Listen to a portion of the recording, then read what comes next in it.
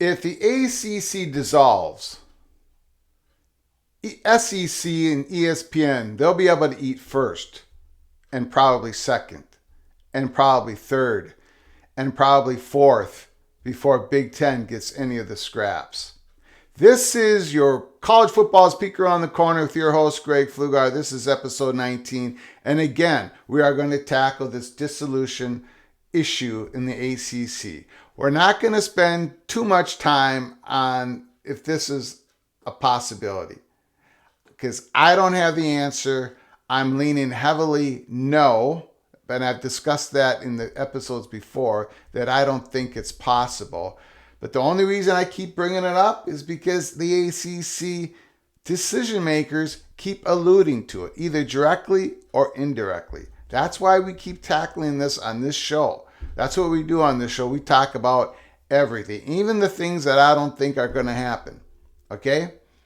ACC dissolution. Can it happen? Can it not? Not going to spend too much time on that today.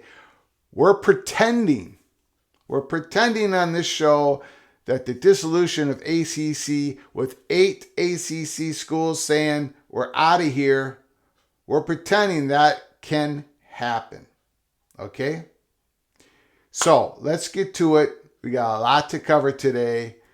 Again, we're going to go back.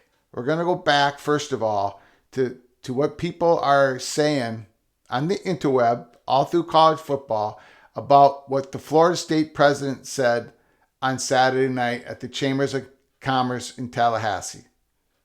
He said the Seminoles will be very aggressive in realignment and we're getting a lot of help. I dissected this statement on yesterday's show, and you can go back to yesterday's episode about Florida State's president.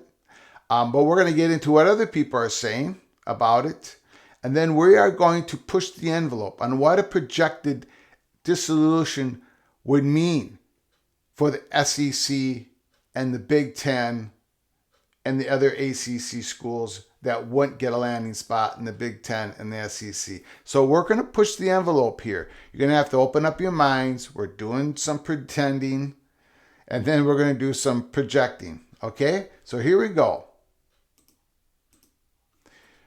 First of all, we're going to talk about Awful Announcing's article out today, discussing the Florida State's president says Seminoles will be very aggressive in realignment. We're getting a lot of help. Again, the first part of the article, they go through what we did on yesterday's episode. So we're going to skip over that. We're going to get to this part. I find this part interesting. The Seminoles seem quite intent on at least exploring relocation. And McCullough's on-the-record comments at an event certainly add to the rumblings around it. Dustin Lewis of Sports Illustrated Fan Nation's Noel Game Day wrote about this last month and cited sources saying the Seminoles had met with both Big Ten and SEC. The sources tell Noel Game Day that Florida State, now this was an article from Dustin Lewis last month, okay? The part I'm reading right now in italics. I think this is important to go back and read this. Sources tell Noel Game Day that Florida State is in the process of exploring a move to the new conference.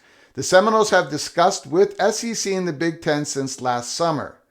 Both conferences have displayed an interest in adding the university to their group of current members along with other schools in the ACC. Now, this is all according to sources telling Dustin Lewis of Sports Illustrated Fan Nation's Noel Game Day. After this article was written, we saw that Brett McMurphy from Action Network also said that his sources were saying that one of the schools that would add, that the Big Ten was interested in, that would add value to the Big Ten, one of those 6 schools that were listed was Florida State. So there's connection of the dots right there, okay? Let's go on. The SEC is trying to do whatever it can to stay ahead of the Big Ten expansion plans. There has been some discussion around the conference pushing to get Oklahoma and Texas in the fold as soon as 2023. Don't think that's going to happen. But to leapfrog the Big Ten's edition of USC and UCLA. The SEC does not want to let the Big Ten creep into the Southeast TV markets and will do everything in its power to stop that from becoming reality. While the SEC would represent more regional matchups for Florida State, the Big Ten offers a tradition of excellence that could boost the university's academic reach. No Game Day has been informed that the conference is considering a concession to offer the Seminoles membership, despite the fact that they're not AAU, Association of American University School. This isn't something that all the current members of the conference are necessarily privy about. Okay. This last part I'm just going to tackle right here. AAU, if I accomplish anything on this show, Peek Around the Corner, let it be this, that we kill the myth that AAU is a requirement for Big Ten entry. It isn't now, and it never has been. The reason why 99% of the Big Ten schools, when they came into the conference, were AAU is because AAU is a private club that consists of research universities, and that's what the Big Ten is. Okay? I keep reading about on the interweb about this myth that the Big Ten has never had a school come into the conference without being AAU first. That, first of all, is incorrect. Michigan State became a member of the Big Ten years before it became a member of the AAU. Probably even more importantly than that, the Big Ten Athletic Conference is not going to let a private club, even though it consists of all the Big Ten schools except for one right now, which is Nebraska. The Big Ten is not going to let a private club have veto power over who they can and not invite to the conference. That's ridiculous. So please let the myth die. Jim Delaney said that the Big Ten would look at AAU schools first, but not only. Those are Jim Delaney's words. Because AAU schools are big research schools. But if Oklahoma would have called the Big Ten, Oklahoma would be coming to the Big Ten. The Big Ten would have said yes to Oklahoma. Oklahoma's not an AAU school. There's not just a Notre Dame exception. There are other exceptions out there. We're going to be getting to a couple of them in this episode. So let that myth completely die. Please, just kill it. If you hear anybody say Big Ten has never had a Big Ten school come into the conference not being AAU, tell them no, that's not true. Look at Michigan State, a school that the University of Minnesota pushed and sponsored and got them into the conference over Michigan trying to get Pittsburgh into the conference. Okay? Look up that history, read about it, let that myth die, please. Okay, we're getting off of that. So, I think this article is interesting in the sense that it is indicating that Florida State has talked with the Big Ten, the SEC, and they're both interested in Florida State. And that none of that is surprising. We're going to get on to the next article. CBS World reacts to Florida State's realignment comments. It's something I'm spending a lot of time on, and we're getting a lot of help. Again, I went through that yesterday, drilled down into it. That's really, I think those are impactful words from the president of Florida State. We're going to skip a lot of this because we've been through it all. Here are some tweets from people who are saying, yes, thank goodness Florida State is being aggressive in conference alignment. Guy Copes, Mr. Unlimited, Drew Skywalker. And there's what I said yesterday. Keep in mind, this president of Florida State University saying this. It's not athletic director, which completely changes the impact and scope of the words which were used. This one here, Mitt Winter from Winter's Sports Law. I follow him. He is a must follow. Please follow him at Winter's Sports Law. I've been following him for quite a while. He writes a lot about the NIL, names, image, and likeness He is quite the read. You got to follow him. He says, sounds like Florida State may decide to test the strength of the ACC grant rights agreement at some point. That's his take on it. So yeah, what the Florida State president said yesterday was quite impactful, in my opinion. It was quite odd. Okay, before we let's get back to projecting of what this would all look like.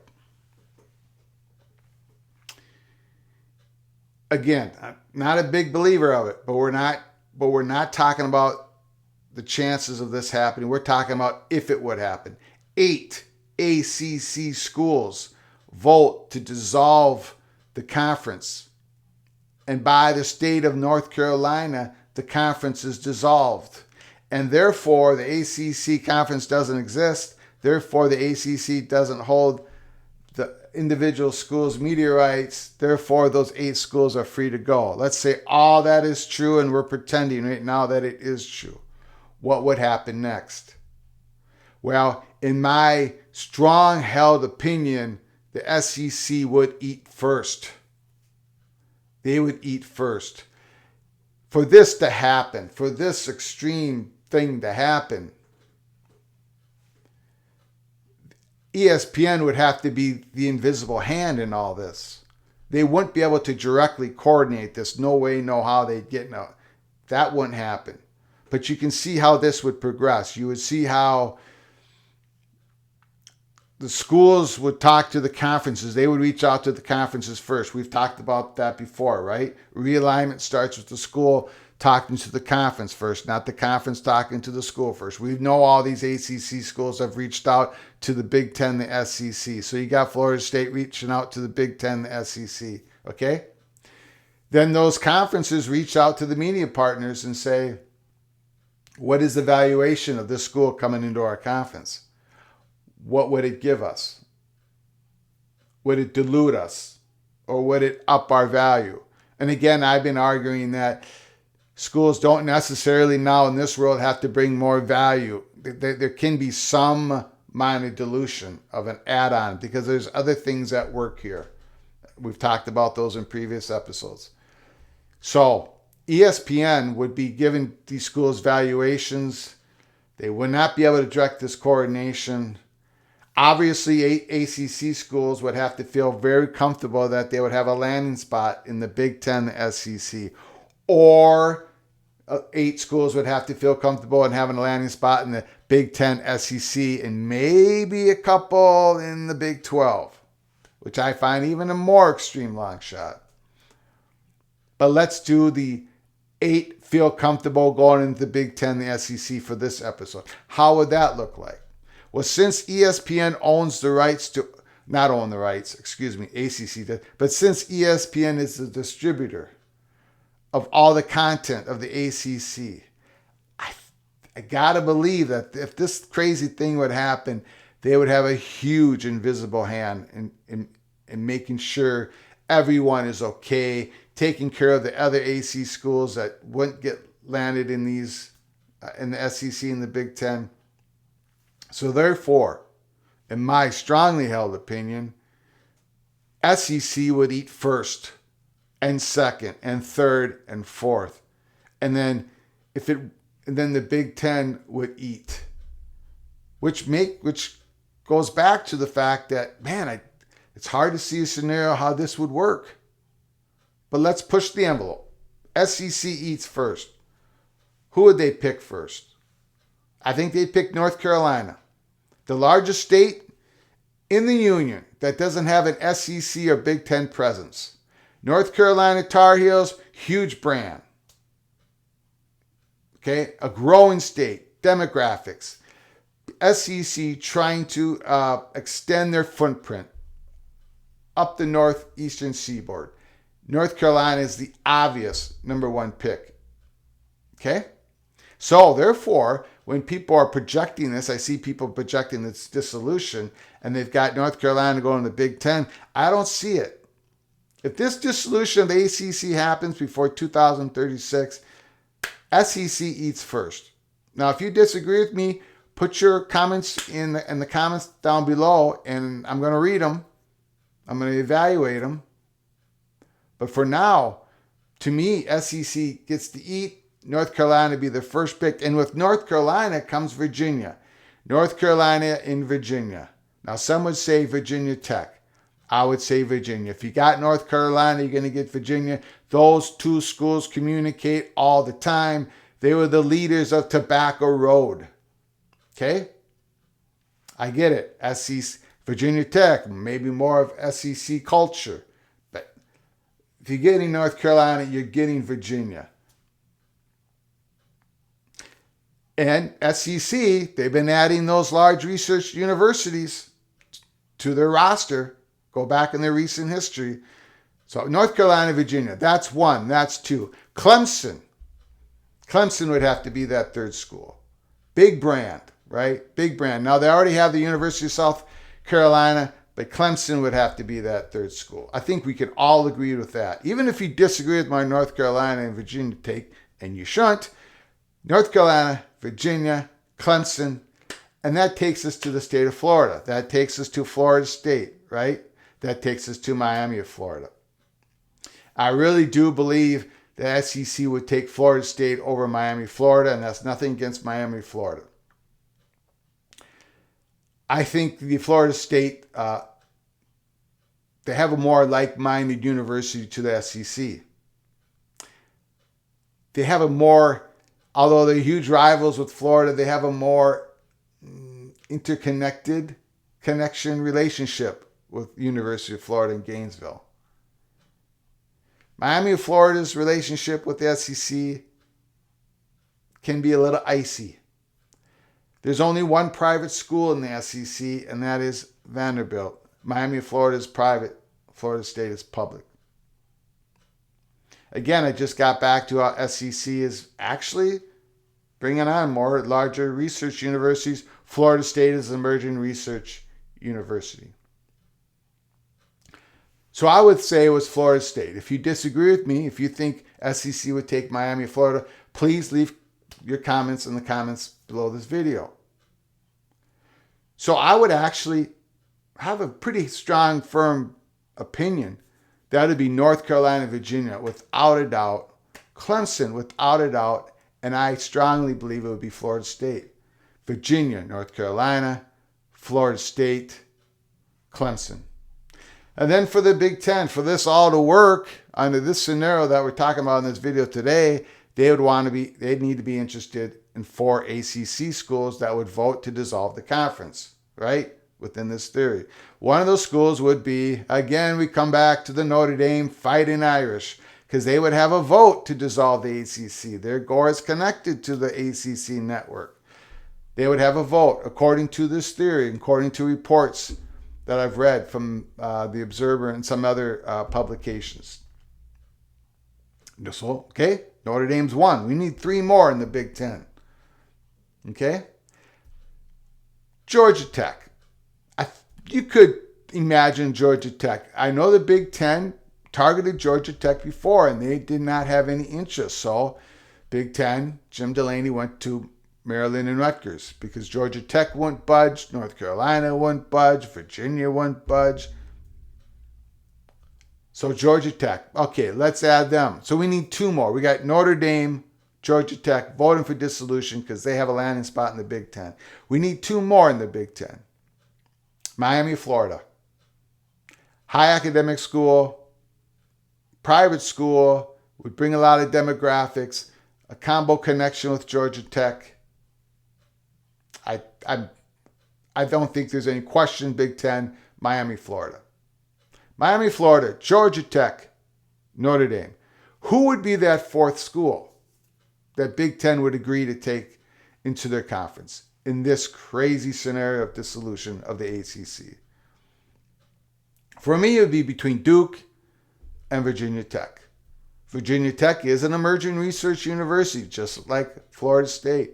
Virginia Tech keeps increasing their research expenditures. So Virginia Tech has the location, the market doesn't quite fit what Big Ten would want. Blacksburg, Virginia. Nothing against the place, nothing against the location, just the size of it. But they do have an intense fan base. And then you have Duke. Duke is a private school, but is a Big Ten school. Massive research. Massive research. The football program, not so much. The basketball program is high end. You would think the Big Ten would want to get into the state of North Carolina. But I'll let you all decide on that. Who is that fourth school? Virginia Tech or Duke? Okay? Or maybe you can argue it this way. It's definitely Notre Dame. It's definitely Miami, Florida. And then 2 out of 3 of Georgia Tech, Duke, and Virginia Tech. That would be your 4 schools going to the Big Ten. I don't think Pittsburgh is a possibility because of Penn State. I don't think Syracuse is a possibility, even though they have a decent fan base, because I think Rutgers takes care of all that. And they don't bring recruiting demographics up in the Northeast. Okay? Now, let's get back to the SEC's, because I have a more strongly held opinion that the SEC would eat first. They would take North Carolina, they would take Virginia, they would take Florida State, and they would take Clemson. Those would be their 4 choices. So let's get back to a peculiar tweet that we saw a month ago.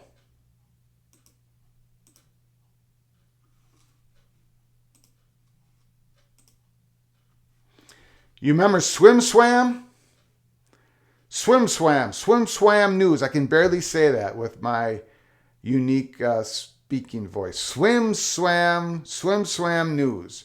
What did they say on July 7th, 2022? Source: Virginia, North Carolina, Florida State, Clemson in talks to join SEC.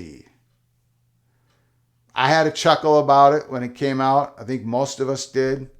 Because, I'm a true believer in the grant of rights, keeping these schools. I've said a lot about that over the years. The grant of rights is real. It has teeth. It's strong. These schools they cannot leave the ACC conference. But now that we have ACC leaders either directly or indirectly alluding to this possibility, at least having it to where they can hold leverage, they believe, over the ESPN, so ESPN comes back and re-ups their contract. And with my strongly held opinion that the SEC would be able to eat first, second, third, fourth, not the Big Ten. The Big Ten would have to choose next. These are the 4 schools. These are the 4 schools that the SEC would take, in my opinion. Thinking about dissolution. Thinking about what brings the SEC the most value to extend their footprint. That's Virginia and North Carolina. And then, of course, Clemson would be in there. And I really believe it was Florida State. These are the 4 schools. And sure enough, we look back at this infamous tweet of Swim Swam, and those are the 4 schools that are listed. When I was thinking about, well, this can't happen, there's no real discussion. There's nothing going on because the grant of rights can't go away. You can't break it. You can't buy your way out of it. And maybe you can, but would the ACC take the money? But with dissolution, with this crazy theory, look, Virginia, North Carolina, Florida State, Clemson, that all fits the theory. And Swim Swam said it in July 7th, 2022.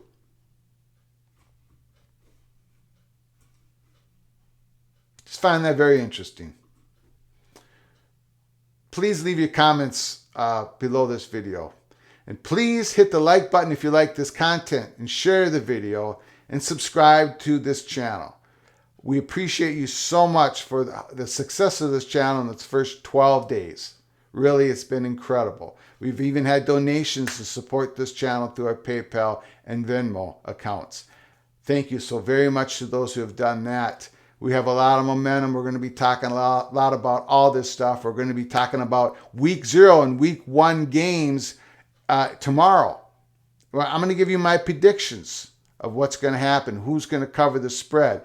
Northwestern, Nebraska, the point spread is 12. Who do I got? Who do I got? Well, you're going to all find out later this week, probably on tomorrow's show. I'm going to try to do a live show. I might even do my first live show tonight. It's probably going to be a catastrophe, but by the grace of God, we'll be able to get through it together, okay? So, until next time, from all of us at Peek Around the Corner, to all of you, please, you all take care of each other. Thank you very much.